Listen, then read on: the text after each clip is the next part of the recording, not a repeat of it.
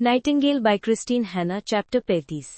वियान ने जितना हो सका उतनी खामोशी से सांस ली। उस ऊपर वाले बेडरूम की गर्म चिपचिपी तारीकी में जो उसका बेडरूम था, वही जो उसने अंटवान के साथ शेयर किया था, हर आवाज गूंजती थी। उसने बिस्तर की स्प्रिंग्स की आवाज सुनी जब वॉन रिचर्ड अपने पहलू पर घूम रहा था। वो उसके सांसों को देख रही थी, हर एक का अंदाजा लगाते हुए। जब वो खराटे लेने लगा तो वियान आहिस्ता से एक तरफ सरक गई और अपने नंगे जिस्म से नम कपड़ा हटा लिया। आखिरी चंद महीनों में वियान ने दर्द, शर्म और जिल्लत के बारे में सीखा था। वो बका के बारे में भी जानती थी, वॉन रिचर्ड के मिजाज का अंदाजा लगाने का तरीका, और कब उसके रास्ते से हटना है और कब खामोश रहना है। कभी कभी अगर वो सब कुछ सही तरीके से करती तो वो उसे बमुश्किल देखता। सिर्फ जब वो एक बुरा दिन गुजारता, जब वो गुस्से में घर आता, तब वो मुश्किल में होती। जैसे कि गुज़श्ता रात वो खौफनाक गुस्से में घर आया था, पेरिस में होने वाली लड़ाई के बारे में बड़बड़ाते हुए। मकीस ने सड़कों पर लड़ाई शुरू कर दी थी। वियान ने फौरन जान लिया था कि उस रात उसे क्या चाहिए था, दर्द पहुंचाना। उसने अपने बच्चों को फौरन कमरे से बाहर निकाल लिया, उन्हें नीचे वाले बेडरूम में सुला दिया। फिर वो ऊपर चली गई। ये शायद सबसे बदतरीन बात थी कि उसने उसे अपने पास आने पर मजबूर किया और वो गई। उसने अपने कपड़े उतार दिए ताकि वो उन्हें न फाड़ दे। अब जब वो कपड़े पहन रही थी तो उसने महसूस किया कि अपने हाथ उठाना कितना तकलीफदेह था। वो सियाह खिड़की के सामने रुकी। उसके पार तबाहशुदा खेत थे जो आतशगीर बमों से मुतासिर हुए थे। दरख्त आधे टूटे हुए थे जिनमें से कई अब भी जल रहे थे। दरवाजे और चिमनियां टूट चुकी थी। एक कयामत का मंजर।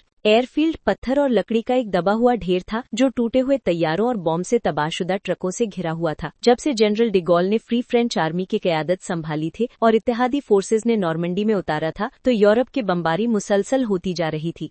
क्या एंटवान अभी भी वहां था? क्या वो किसी जेल कैंप में था, बैरक की दीवार या किसी खिड़की के शीशे में से ये चांद देख रहा था जो कभी एक घर पर चमकता था, जो मोहब्बत से भरा था? और इजाबेल, वो सिर्फ 2 महीने पहले गई थी, लेकिन ऐसा लगता था जैसे एक जिंदगी गुजर गई हो। वियान हमेशा उसके बारे में फिक्रमंद रहती थी, लेकिन फिक्र का कोई फायदा नहीं था। उसे बर्दाश्त करना पड़ता था। नीचे उसने एक मोमबत्ती रोशन की। बिजली काफी वक्त से बंद थी। वाटर क्लोजेट में उसने मोमबत्ती को सिंक के करीब रखा और ओवल शीशे में अपने आप को देखा। मोमबत्ती की रोशनी में भी वो पतली और लाघर नजर आ रही थी। उसके मध्यम सुनहरी लाल बाल उसके चेहरे के दोनों तरफ बेजान लटक रहे थे। कमी के सालों में उसकी नाक लंबी हो गई थी और उसके गाल की हड्डियां ज्यादा नुमायां हो गई थी। उसके कनपट्टी पर एक नीला निशान था। उसे पता था कि ये जल्द सियाह हो जाएगा। वो बिना देखे जानती थी कि उसके ऊपर के बाजुओं पर हथों के निशान होंगे और उसके बाईं सीने पर एक बदसूरत नीला निशान होगा। वो और बदतर हो रहा था गुस्से में। जब से इत्तेहादी फोर्सेज ने जनूबी फ्रांस में इत्तेहादी फोर्सेज ने शहर आजाद करने शुरू किए, जर्मन जंग हार रहे थे और वॉन रिचर्ड ऐसा लगता है जैसे वियान को उसका बदला लेने की ठान चुका है। उसने कपड़े उतार दिए और नीम गर्म पानी से नहाया। उसने इतनी जोर से रगड़ा कि उसकी जिल्द लाल और दागदार हो गई, लेकिन फिर भी उसे साफ महसूस नहीं हो रहा था। वो कभी भी साफ महसूस नहीं करती थी। जब वो मजीद नहीं खड़ी रह सकी तो उसने खुद को शुष्क किया और रात के लिबास में दोबारा कपड़े पहन लिए और उस पर एक चादर डाल ली। उसे कमर में बांधते हुए वो बाथरूम से निकली और मोमबत्ती उठाकर चल पड़ी। सोफी लिविंग रूम में उसका इंतजार कर रही थी। वो कमरे के आखिरी अच्छे फर्नीचर दीवान पर बैठी थी। उसके घुटने एक दूसरे से मिले हुए थे और हाथ जुड़े हुए थे। बाकी सारा फर्नीचर छीन लिया गया था या जला दिया गया था। इतनी रात को क्या कर रही हो? मैं तुमसे यही सवाल कर सकती हूँ, लेकिन मुझे हकीकत में पूछने की जरूरत नहीं है ना? मैं कमर में बांधते हुए, बात बताओ। सोफी ने ऊपर उठकर उसे देखा। 14 साल के करीब होते हुए सोफी का चेहरा जवानी की तरफ बढ़ रहा था। उसकी आंखें गुलाबी रंग की चमड़ी से ढकी हुई थी और उसकी पलकें घनी और लंबी थीं। एक खराब ग़िज़ा ने सोफी के बालों को पतला कर दिया था, लेकिन वो अब भी घंटों की सूरत में लटक रहे थे। उसने अपने पुरहोठों को समटाया। वाकई मम्मा, हमें कब तक दिखावे करते रहना चाहिए? उन खूबसूरत आंखों में गम और गुस्सा था जो दिल तोड़ देने वाला था। वियान ने लगता है कि उस बच्चे से कुछ भी नहीं छुपाया था जो वातावरण के हाथों अपनी बचपन खो चुका था। एक माँ को अपनी आधी बड़ी हो गई बेटी से दुनिया की बदसूरती के बारे में क्या कहना चाहिए? वो किस तरह ईमानदार हो सकती थी? वियान अपनी बेटी से ये तवक्को नहीं कर सकती थी कि वो खुद से कम नर्म अल्फाज में उसका फैसला करेगी। वियान सोफी के करीब बैठ गई। उसने अपने पुराने जीवन के बारे में सोचा। हंसी, बोसे, पारिवारिक रात के खाने, खोए हुए बच्चे के दांत, पहला शब्द, मैं बेवकूफ नहीं हूँ। मैंने कभी नहीं सोचा तुम बेवकूफ हो, न एक लम्हे के लिए। उसने सांस ली और फिर छोड़ दी। मैं सिर्फ तुम्हें बचाना चाहती थी, सच से, सब कुछ से। ऐसी कोई चीज नहीं है, सोफी ने तल्खी से कहा। क्या तुम अब तक नहीं जानती हो? रेचल चली गई है, सारा मर गई है, दादा मर गया है, टांट इजाबेल। उसकी आंखों में आंसू आ गए। और पापा? हमें आखिरी बार उससे कब खबर मिली? 1 साल 8 महीने। वो शायद मर गया हो। तुम्हारे पिता जिंदा हैं, तुम्हारी टांट भी जिंदा है। अगर वो चले गए होते तो मुझे महसूस होता, मैं अपने दिल में महसूस करती। तुम्हारे दिल में, क्या तुम अपने दिल में महसूस करती हो? वियान जानती थी कि सोफी इस जंग से मुतासिर होकर शक्ल ले रही थी। खौफ और मायूसी ने उसे अपनी पुरानी शक्ल से तेज और ज्यादा बदगुमान बना दिया था, लेकिन फिर भी ये देखना बहुत मुश्किल था। तुम कैसे बस उसके? मैं निशान देखती हूँ। वो मेरी जंग है, वियान ने आहिस्ता से कहा, शर्मिंदा होते हुए, जैसे वो और ज्यादा बर्दाश्त न कर सकती हो। एंटोन इज़ाबेल ने उसे नींद में गला घूट दिया होता। हाँ, वो उससे मुत्तफिक हुई। इज़ाबेल एक मजबूत औरत है, मैं नहीं हूँ। मैं सिर्फ एक माँ हूँ जो अपने बच्चों को महफूज रखने की कोशिश कर रही हूँ। तुम्हें लगता है कि हम तुमसे इस तरह हमें बचाने की तवक्को करते हैं? तुम बहुत कम उम्र हो, उसने कहा। उसके कंधे थक कर झुक गए। जब तुम खुद माँ बनोगी, मैं माँ नहीं बनूंगी, उसने कहा। मुझे अफसोस है कि मैंने तुम्हें मायूस किया, सोफ़ी। मैं उसे मारना चाहती हूँ, सोफ़ी ने कुछ लम्हे बाद कहा। मैं भी। हम उसके सर पर तकिया रख सकते हैं जब वो सो रहा हो। क्या तुम्हें नहीं लगता कि मैंने ये ख्वाब देखे हैं? लेकिन ये बहुत खतरनाक है। बेक पहले ही इस घर में रहते हुए गायब हो गया था। अगर एक और अफसर भी ऐसा ही करता, वो हमारी तरफ तवज्जो देंगे, जो हम नहीं चाहते। सोफ़ी ने मायूसी से सर हिलाया। मैं जो वॉन रिचर्ड मेरे साथ करता है वो बर्दाश्त कर सकती हूँ, सोफ़ी। मैं तुम्हें या डैनियल को खोना बर्दाश्त नहीं कर सकती, या तुमसे दूर भेजे जाने का तसव्वुर भी नहीं कर सकती, या तुम्हें तकलीफ पहुंचते देखना। सोफ़ी ने आंखें नहीं हटाईं। मुझे इससे नफ़रत है। मुझे भी, वियान ने आहिस्ता से कहा। मुझे भी। आज बाहर बहुत गर्मी है। मैं सोच रही थी कि आज तैरने के लिए अच्छा दिन होगा, वियान ने मुस्कुराते हुए कहा। हंगामा फौरन और यकसा हो गया। वियान ने बच्चों को यतीम खाने के क्लासरूम से बाहर निकाला, उन्हें अपने करीब रखते हुए जब वो क्लास्टर के नीचे चल रहे थे। वो मादर सुपीरियर के दफ्तर के पास से गुजर रहे थे जब दरवाज़ा खुला। मदाम मुरियक, मादर ने मुस्कुराकर कहा, तुम्हारा छोटा सा ग्रोह गाने के लिए खुश लग रहा है। इतनी गर्मी में नहीं, मादर। उसने मादर का बाजू अपनी बाह में डाल लिया। हमारे साथ तालाब आओ। सितंबर के दिन में एक मुकम्मल खुशगवार ख्याल। एक लाइन में, वियन ने बच्चों से कहा जब वो मेन रोड पर पहुंचे। बच्चे फौरन कतार में लग गए। वियन ने उन्हें गाना शुरू कराया और उन्होंने फौरन ही गाना शुरू कर दिया, जोर जोर से गाते हुए, तालियां बजाते और उछलते और कूदते हुए। क्या उन्होंने उन्हें इमारतों को नोटिस किया जो बमबारी से तबाह हो चुकी थी? वो धुआं उठाती हुई मलबे की ढेर जो कभी घरों में तब्दील हो चुकी थी? या क्या तबाही उनके बचपन का मामूली मंजर बन चुका था जो गैर अहम और बेध्यानी से नजर आता था? डैनियल, जैसा कि हमेशा होता था, वियन के साथ रहा, उसका हाथ पकड़े हुए। वो इन दिनों ऐसे ही था, उससे अलग होने से डरता था। कभी कभी ये उसे परेशान करता, यहाँ तक कि उसका दिल तोड़ देता। वो सोचती कि क्या उसके अंदर कुछ ऐसा था जो वो सब कुछ याद करता था जो उसने खोया था, माँ, बाप, बहन।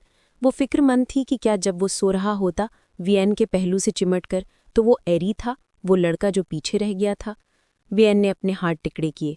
बच्चों, तुम्हें सड़क पार करते हुए तरतीब से चलना है। सोफ़ी, तुम मेरी रहनुमा हो। बच्चों ने एहतियात से सड़क पार की और फिर पहाड़ी की तरफ दौड़ते हुए चढ़ गए, जहाँ एक वसी मौसमी तालाब था जो वियन की पसंदीदा जगहों में से एक था। एंटोन ने पहली बार इसी जगह पर उसे बोसा किया था। पानी के किनारे पर बच्चों ने कपड़े उतारने शुरू कर दिए। थोड़ी ही देर में वो पानी में थे। उसने नीचे डैनियल की तरफ देखा। क्या तुम अपनी बहन के साथ पानी में खेलने जाना चाहते हो? डैनियल ने अपनी निचली होंठ को दांतों से कुचलते हुए बच्चों को नीले पानी में उछालते की तरफ देखा। मुझे नहीं पता। अगर तुम्हें तैरना नहीं आता तो तुम्हें सिर्फ पाँव गीले करने होंगे। उसने अपना माथा सिकोड़ा। उसके गोल गाल सिकुड़कर सोचने की हालत में आ गए। फिर उसने उसका हाथ छोड़ा और एहतियात से सूफी की तरफ बढ़ा। वो अभी भी तुमसे चिमटा रहता है, माँ ने कहा। उसे भी रातों को बुरे ख्वाब आते हैं। वियान ये कहने वाली थी, खुदा जाने मुझे भी, जबकि उसके मैदे में मरोड़ उठा। उसने कहा, मुझे माफ़ करें, और लंबी घास के पार एक ड्रड़ों के करीब दौड़ गई, जहां उसने झुककर कै की। उसके पेट में कुछ नहीं था, मगर खुश्क कै मुसलसल जारी थी, जिससे वो कमज़ोर और थकी हुई महसूस करने लगी। उसने माँ का हाथ अपनी पीठ पर महसूस किया, जो उसे रगड़ रही थी, तसल्ली दे रही थी। वियन सीधी होकर बैठी। उसने मुस्कुराने देने की कोशिश की। मुझे माफ़ करना, मैं। वो रुकी।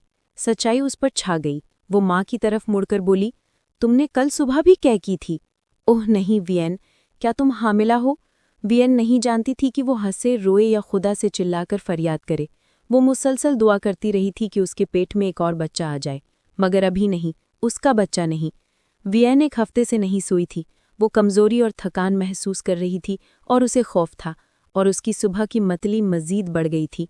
अब वो बिस्तर के किनारे पर बैठी थी, डैनियल को नीचे देखते हुए। 5 साल की उम्र में वो दोबारा अपने पजामे से निकल रहा था।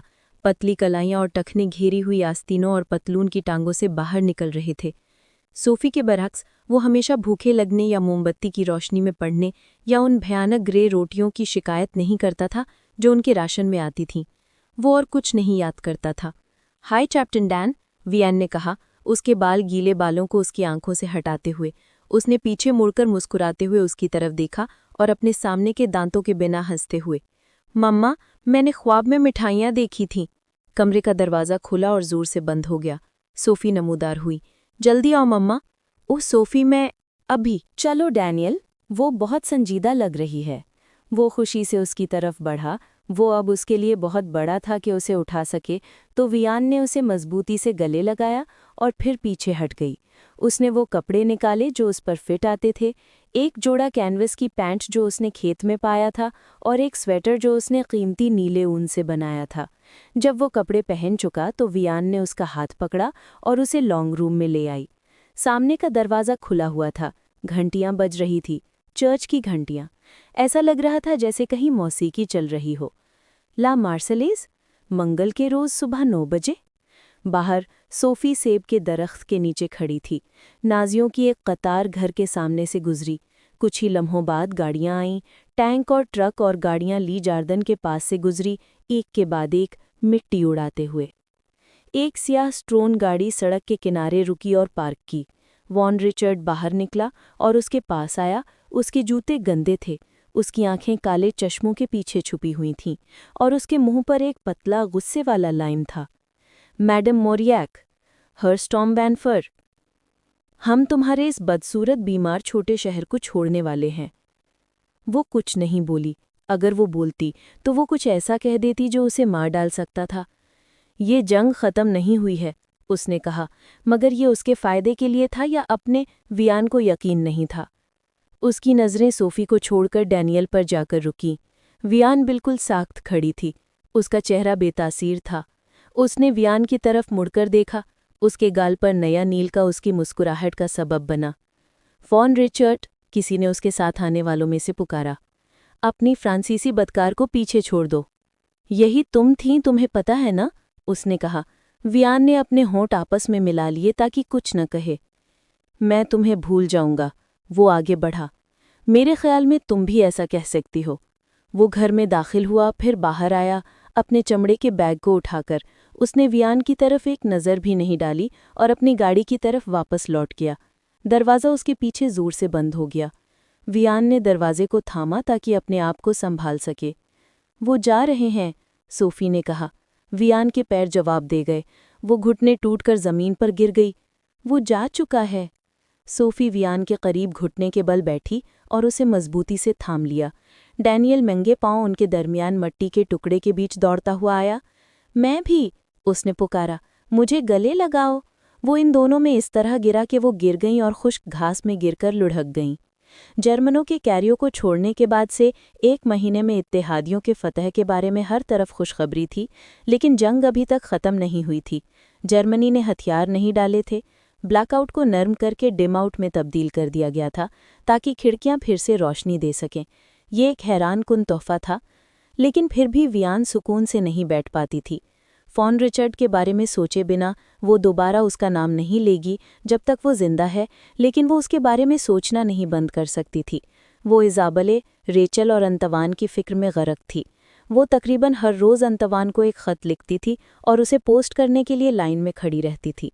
हालांकि रेड क्रॉस ने रिपोर्ट किया था कि कोई ख़त नहीं पहुंच रहे हैं, वो 1 साल से उससे कुछ नहीं सुनी थी। तुम फिर से घूम रही हो मामा, सोफ़ी ने कहा। वो दीवान पर बैठी थी, डैनियल के साथ लगी हुई थी। उनके दरमियान एक किताब खुली थी। चूल्हे की टेबल पर वो कुछ तस्वीरें रखी थीं जो वियान ने खेत के तहखाने से निकाली थी। ये उन चंद चीज़ों में से एक थी जो उसके जहन में आई थी ताकि ली जार्दन को दोबारा घर बनाया जा सके। मामा, सोफ़ी की आवाज़ ने वियान को हकीकत में वापस लाया। वो घर आ रहे हैं, सोफ़ी ने कहा, और तांटिज़ाबले भी आ रही हैं। बेशक। हम बाबा को क्या बताएंगे? सोफी ने पूछा, और वियान को उसकी आंखों में वो नजर आ गया कि वो कुछ समय से ये सवाल करना चाहती थी। वियान ने अपने पेट पर हाथ रखा। अभी तक बच्चे का कोई निशान नहीं था, मगर वियान अपने शरीर को अच्छी तरह जानती थी। उसके अंदर जिंदगी बढ़ रही थी। वो लॉन्ग रूम छोड़कर सामने के दरवाजे की तरफ बढ़ी, उसे धकेलकर खोल दिया। नंगे पांव उसने दरवाजे की टूटी सीढ़ियां नीचे कदम रखा, अपने पांव के नीचे नर्म मौस महसूस करते हुए। चट्टान पर तेज पत्थर पर कदम न रखने की एहतियात करते हुए वो सड़क पर चली और शहर की तरफ मुड़ गई। चलती रही। दाईं तरफ कब्रिस्तान नजर आया। ये 2 महीने पहले बमबारी से तबाह हो चुका था। पुराने पत्थर के निशान अपनी तरफ गिले हुए थे, टूटे हुए टुकड़ों में बट गए थे। जमीन टूटी हुई और शिगाफ में तकसीम हो गई थी। पेड़ों की टहनियों से हड्डियां लटक रही थीं। हड्डियां हवा में टकराकर आवाज पैदा कर रही थीं। दूर से वो एक आदमी को सड़क के मोड़ से आते हुए देख रही थी। वो आने वाले सालों में खुद से ये सवाल करेगी कि उसे गर्म खिजा के दिन बिल्कुल इस वक्त यहाँ क्यों लाया, लेकिन वो जानती थी। अंतवान वो दौड़ने लगी, अपने नंगे पांव की परवाह किए बिना। ये तब था जब वो उसके बाजू में आकर रुक गई, करीब इतना कि वो हाथ बढ़ा सके। तब अचानक रुकी, अपने आप को रोका। वो एक नज़र में उसे देखकर जान जाता कि वो दूसरे मर्द की वजह से तबाह हो चुकी है। वियान, उसने एक आवाज में कहा जो वो बम मुश्किल पहचान सकी। मैं बचकर आया हूँ। वो इतना बदल चुका था। उसका चेहरा तेज हो चुका था और उसके बाल सफ़ेद हो गए थे। सफ़ेद दाढ़ी ने उसके गाल और जबड़े को ढांप रखा था और वो इतना पतला हो चुका था। उसका बायां बाजू एक अजीब जाविये पर लटक रहा था, जैसे वो टूटकर दोबारा जोड़ा गया हो। वो भी उसके बारे में यही सोच रहा था। वो उसकी आंखों में ये देख सकती थी। उसका नाम एक आहिस्ता सांस में निकला, अंटवान। उसने आंखों में नमी महसूस की और देखा कि वो भी रो रहा था। वो उसके पास गई, उसे चूमा, लेकिन जब वो पीछे हट गया, वो ऐसा शख्स दिखाई दे रहा था जिसे उसने कभी नहीं देखा था। मैं बेहतर कर सकता हूँ, उसने कहा। उसने उसका हाथ पकड़ा।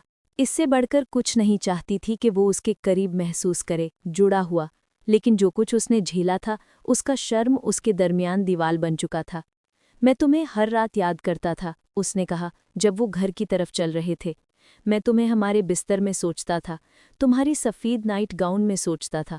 मैं जानता था कि तुम भी उतनी ही तन्हा थी जितनी मैं। वियान अपनी आवाज़ तलाश नहीं कर सकी। तुम्हारे खतूत और पैकेजेस ने मुझे जीते रहने की हिम्मत दी, उसने कहा। ली जार्डन के सामने टूटे हुए दरवाजे के करीब वो रुका। उसने उसके नज़रिए से घर को देखा। टेढ़ा दरवाज़ा, गिरी हुई दीवार, वो मर्दा सेब का दरख्त जो चमकते हुए सुर्ख फलों के बजाय गंदे कपड़ों के टुकड़े उगाता था। उसने दरवाज़ा हटा दिया। वो दरवाज़ा एक तरफ लड़खड़ाकर खुला। अभी तक कर चुके हुए खंबे से एक उखड़े हुए पेच और बोल्ट से जुड़ा हुआ था। वो छूने पर कराहट के साथ चिमचिमाया। रुक जाओ, वियान ने कहा। उसे अब बताना था, इससे पहले कि देर हो जाए।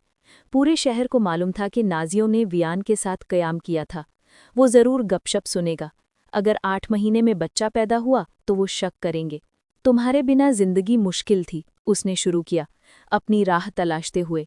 ली जार्डन एयरफील्ड के करीब है। जर्मनों ने शहर में आने के रास्ते पर इस घर को नोटिस किया था। यहाँ 2 अफसरों ने कयाम किया। फ्रंट डोर अचानक खुला और सोफी ने चीख कर कहा, पापा, और दौड़ते हुए सहन के बीच आ गई। अंटुआन ने बेतकल्लुफी से एक घुटने पर बैठकर अपने बाजू खोले और सोफी उनके पास दौड़कर आ गई। वियान ने दर्द का एहसास किया जो फैल रहा था। वो घर आ चुका था, जैसे उसने दुआ की थी, लेकिन वो जानती थी कि अब वो वैसा नहीं रहा। ऐसा मुमकिन नहीं था। वो बदल चुका था। वो बदल चुकी थी। उसने अपने पेट पर हाथ रखा। तुम बहुत बड़ी हो गई हो अंटुआन, अपनी बेटी से कहा। मैं एक छोटी सी लड़की छोड़कर आया था और अब एक नौजवान औरत को देख रहा हूँ। तुम्हें मुझे बताना होगा कि मैंने क्या खो दिया। सोफी ने उसके पीछे वियान की तरफ देखा। मुझे नहीं लगता कि हमें जंग के बारे में बात करनी चाहिए, कुछ भी, कभी भी। वो खत्म हो चुकी है। सोफी चाहती थी कि वियान झूठ बोले। डैनियल दरवाजे पर आकर नजर आया, छोटे पैंट और एक लाल बुने हुए टर्टलनेक में मलबूस, जिसका साइज अब खराब हो चुका था और मोजे भी उसके फटे हुए जूतों पर लटक रहे थे। वो एक तस्वीरी किताब सीने से थामे कदमों के साथ नीचे उतर आया और उनके करीब आ गया, मुंह बनाए हुए। और ये खूबसूरत नौजवान कौन है? अंटुआन ने पूछा। मैं डैनियल हूँ, उसने कहा। आप कौन हैं? मैं सोफी का वालिद हूँ। डैनियल की आंखें फैल गई। उसने किताब गिराई और अंटुआन की तरफ दौड़कर कहा, पापा, आप घर आ गए हैं। अंटुआन ने बच्चे को अपने बाजू में उठाकर ऊपर कर लिया। मैं तुम्हें बताती हूँ, वियान ने कहा, पर अभी अंदर चलें और जश्न मनाएं। वियान ने 1000 बार अपने शौहर के जंग से वापस आने का तसव्वुर किया था। शुरू में वो सोचती थी कि वो अपना बैग उसकी नज़र में गिरा देगा और उसे अपने बड़े मजबूत बाजुओं में उठा लेगा। फिर बैग उसके घर मुंतकिल हो गया और एक दुश्मन के लिए उसके दिल में वो एहसास पैदा हो गए जो आज भी वो नाम देने से इनकार करती है। जब उसने अंटुआन की कैद के बारे में बताया तो उसने अपनी उम्मीदें कम कर ली। उसने सोचा था कि उसका शौहर पतला, ज़्यादा बर्बाद नजर आएगा, मगर जब वो वापस आएगा तो वो अभी भी अंटुआन ही होगा। जो मर्द उसके खाने की मेज पर बैठा था वो एक अजनबी था। वो अपने खाने पर झुका हुआ, प्लेट के चारों ओर बाजू लपेटे हड्डियों का शोर इस तरह पी रहा था जैसे खाना एक टाइमिंग इवेंट हो। जब उसे एहसास हुआ कि वो क्या कर रहा था तो वो शर्मिंदा हो गया और एक मज़मूम माफ़ी दी। डैनियल मुसलसल बात करता रहा जबकि सोफी और वियान अंटुआन के छाया वाले वर्जन को देखते रहे।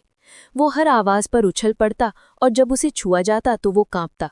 उसकी आंखों में जो दर्द था वो छिपाना मुमकिन नहीं था।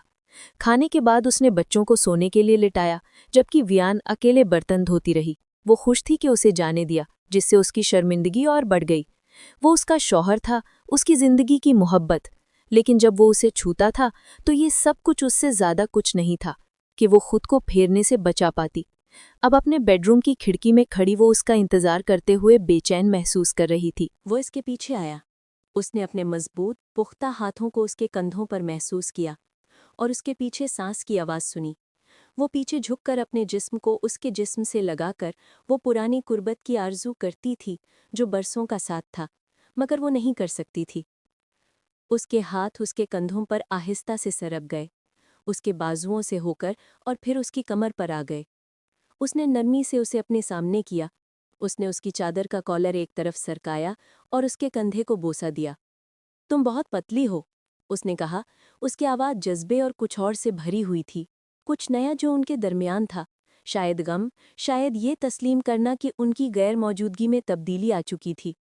मैं सर्दियों के बाद वज़न बढ़ा चुकी हूँ, उसने कहा। हाँ, उसने कहा, मैं भी। तुम कैसे बचकर आए? जब वो जंग हारने लगे तो हालात खराब हो गए थे। उन्होंने इतना मारा कि मेरा बायां बाजू काम करना छोड़ गया।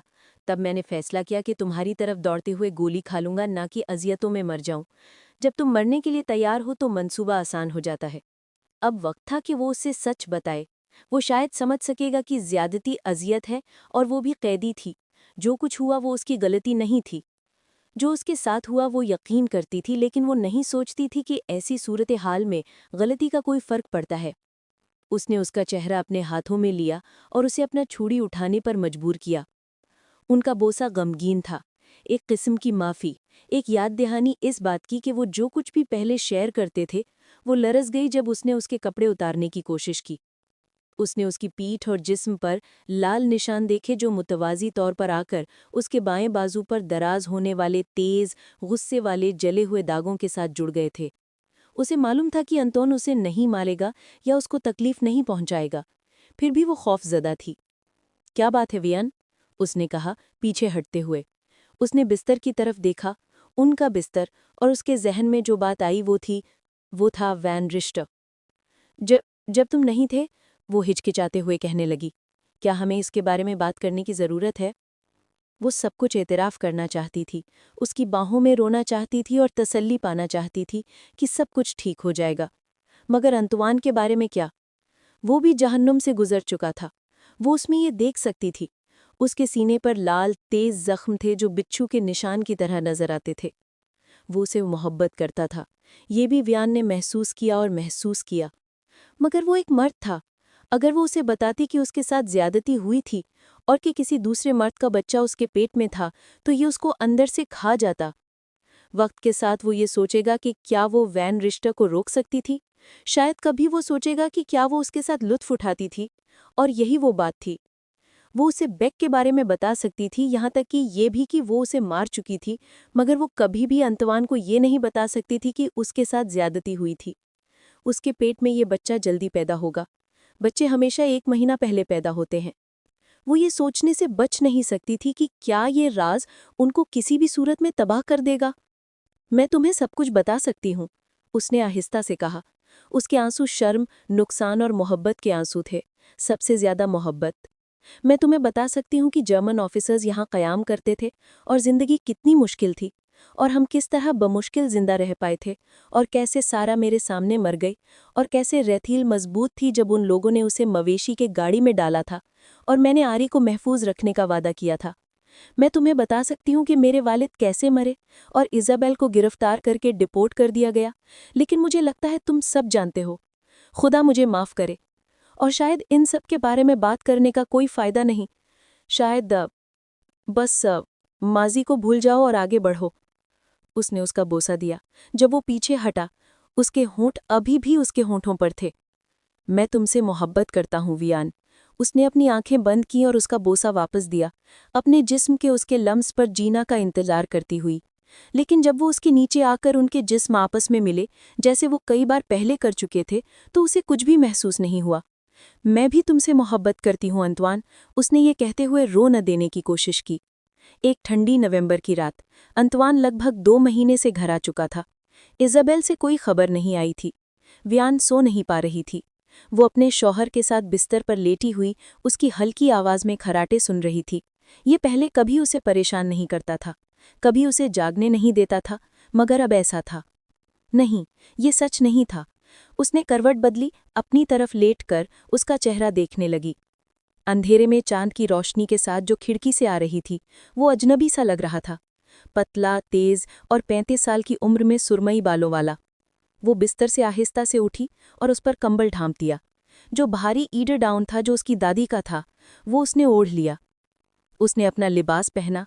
नीचे आकर वो कमरे से कमरे तक भटक रही थी, तलाश कर रही थी क्या? शायद अपनी पुरानी जिंदगी या उस मोहब्बत को जो एक मर्द से उसने खो दी थी। कुछ भी अब सही नहीं लगता था। वो अजनबियों की तरह थे। उसे भी ये महसूस हुआ, वो जानती थी कि उसे भी ये महसूस हो रहा था। जंग रात के वक्त उनके दरमियान पड़ी थी। उसने लॉन रूम के ट्रंक से एक लिहाफ निकाला, उसे अपने ऊपर लपेटा और बाहर चली गई। एक पूरा चांद खेतों की तबाही पर आवेज़ा था। रोशनी सेब के दरख्तों के नीचे ज़मीन पर दरारों की मानिंद पड़ रही थी। वो दरमियान वाले दरख्त के पास गई, उसके नीचे खड़ी हुई। मुर्दा सियाह शाख उसके ऊपर तनी हुई थी, बेपत्ते और मुड़े हुए। उस पर उसने जो रस्सियाँ, धागे और रिबन बांधे थे, वो पड़े थे। जब उसने उन यादों को इस शाख पर बांधा था, वियान ने नादानिस्ता तौर पर सोचा था कि जिंदा रहना ही सबसे अहम है। पीछे दरवाज़ा खामोशी से खुला और बंद हुआ। उसने अपने शौहर की मौजूदगी को वैसे ही महसूस किया जैसे वो हमेशा महसूस करती थी। वियान, उसने कहा उसके पीछे आकर। उसने अपने बाजू उसके गिर्द डाले। वो चाहती थी कि वो उसके अंदर झुककर वापस उसके करीब जाए, लेकिन वो ये नहीं कर पाई। उसने उस रिबन को देखा जो उसने पहले उस दरख्त पर बांधा था, एंटवान का। उसका रंग इतना ही बदला हुआ था, इतना ही मतरूक जितना वो खुद थे। अब वक्त आ गया था। वो मजीद इंतजार नहीं कर सकती थी। उसका पेट बढ़ रहा था। उसने मुड़कर उसे देखा। एंटवान, वो सिर्फ इतना ही कह पाई, मैं तुमसे मोहब्बत करता हूँ वियान। उसने गहरा सांस लिया और कहा, मैं बच्चा पैदा करने वाली हूँ। वो साकित हो गया। उस लम्हे में देर लगी। जब उसने कहा, क्या? कब? उसने ऊपर की तरफ उसकी आंखों में देखते हुए उनकी दूसरी हामला हालतों को याद किया, जब वो गम और खुशी में एक साथ आते थे। मैं शायद 2 महीने की हूँ, मुझे लगता है। ये ज़रूर वो पहली रात तुम्हारे वापस आने की ही होगी। उसने उसकी आंखों में हर किस्म के जज्बात को देखा, हैरानी, फिक्र, तशवीश, ताज्जुब और आखिरकार खुशी। उसने उसकी ठोड़ी को छुआ, उसका चेहरा ऊपर की तरफ झुकाया। मैं जानता हूँ कि तुम इतनी डरी हुई क्यों हो वी, लेकिन फिक्र मत करो वी, हम इस बच्चे को नहीं खोएंगे। उसने कहा, ये मुजज़ा है। उसकी आंखों में आंसू आ गए। वो मुस्कुराने की कोशिश करती रही, लेकिन उसका गुनाह उसे सांस घुटता हुआ महसूस हो रहा था। तुमने बहुत कुछ बर्दाश्त किया है, हम सब ने। तो हम मुजज़े देखने का इंतखाब करते हैं। क्या ये इसका तरीका था कि वो सच्चाई जानता है? क्या शुभात ने अपनी जगह बना ली थी? जब बच्चा जल्द पैदा होगा तो वो क्या कहेगा? क्या मतलब है तुम्हारा? उसने उसकी आंखों में आंसू देखे। मेरा मतलब है माजी को भूल जाओ वी। अब जो है वो अहम है। हम हमेशा एक दूसरे से मोहब्बत करेंगे। ये वो वादा था जो हमने 14 साल की उम्र में किया था। वो तालाब के किनारे जब मैंने तुम्हें पहली बार बोसा दिया था, याद है? याद है। वो बहुत खुशकिस्मत थी कि उस मर्द को पाया। कोई हैरानी नहीं कि वो उससे मोहब्बत कर बैठी और वो अपने रास्ते पर वापस उसके पास पहुंच जाएगी, जैसे इसने अपने रास्ते पर वापस उसके पास आकर उसे पाया था। ये बच्चा हमारी नई शुरुआत होगा। मेरे करीब आओ, उसने सरगोशी की। मुझे भला दो। हमें भूलना नहीं है वियान, उसने कहा उसके करीब आकर उसे बोसा देते हुए। हमें याद रखना है।